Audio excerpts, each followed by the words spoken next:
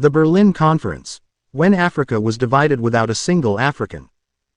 The room was warm. The air was calm. And the men inside were comfortable. Outside, Berlin was cold.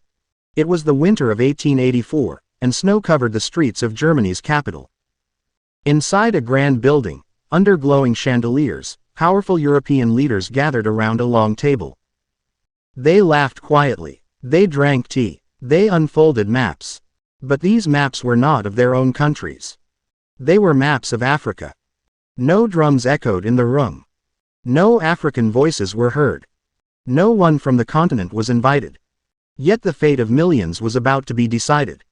Before this moment, Africa was not empty land waiting to be claimed. It was alive. It was home to ancient kingdoms and powerful empires. Cities bustled with trade. Caravans crossed deserts. Laws were written, enforced, and respected. Families knew who they were, where they belonged, and who their ancestors were. But from far across the ocean, Europe saw Africa differently. They did not see people. They saw gold beneath the soil, rubber in the forests, diamonds in the rivers, and land, vast, untapped land. By the late 1800s, Europe was changing fast. Factories needed resources, empires needed power, and power needed expansion. Africa became the prize. The race was frantic. European nations rushed inland, sending explorers and soldiers deeper into territories they barely understood. Flags were planted, treaties were signed, often with chiefs who could not read the documents placed before them. Each nation feared the other. Britain feared France. France feared Germany. Germany feared being left behind. The competition grew so intense that Europe worried about war, not in Africa, but in Europe itself. So they decided to talk. In 1884, Germany's leader, Otto von Bismarck, invited Europe's great powers to Berlin. The official purpose sounded noble. They claimed they wanted to end slavery. They claimed they wanted to bring order. They claimed they wanted fair trade. But behind closed doors, the truth was simpler. They wanted to divide Africa, peacefully, among themselves. 14 nations attended.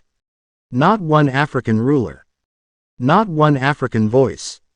Not one African witness. Africa was discussed like a piece of land with no owners. As the meetings began, maps were spread across the table. And then, the lines were drawn. Straight lines. Clean lines. Careless lines. Men who had never walked African soil decided borders that would last for generations. Rivers became boundaries. Deserts became borders. Entire ethnic groups were split apart by ink on paper. One family woke up British. Another woke up French. Another became Belgian. They did not move. The border moved. One man, however, walked away with more than anyone else. King Leopold II of Belgium. Leopold did not want a colony. He wanted ownership. Through clever speeches and false promises, he convinced Europe to give him control of the Congo, not as a Belgian territory, but as his personal property. What followed was horror. Villages were destroyed.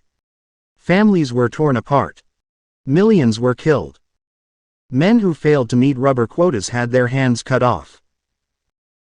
Children were taken. Women were abused. Entire communities vanished.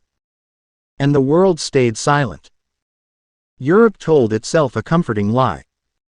They said they were bringing civilization. They said they were bringing religion. They said they were saving Africa. But what arrived instead was forced labor, violence, and humiliation. African leaders were removed. Traditions were crushed. Languages were banned. Cultures were mocked. Africa was not broken because it lacked greatness. It was broken because greatness was attacked. By 1885, the Berlin Conference ended. Handshakes were exchanged. Agreements were signed. Europe celebrated. Africa did not. Colonial rule tightened its grip. Resources were extracted, resistance was crushed. Generations grew up under foreign rule, taught that their own history did not matter. And when colonialism finally ended decades later, the borders remained. The divisions remained. The wounds remained. Even today, the shadows of Berlin stretch across Africa. Civil wars. Ethnic conflicts.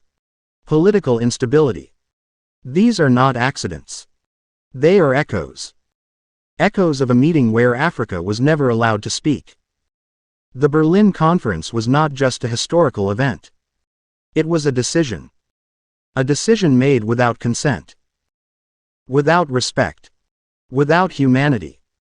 It proved that pens can be as deadly as weapons. And that silence can be as destructive as violence. So when we look at a map of Africa today, we are not just looking at countries.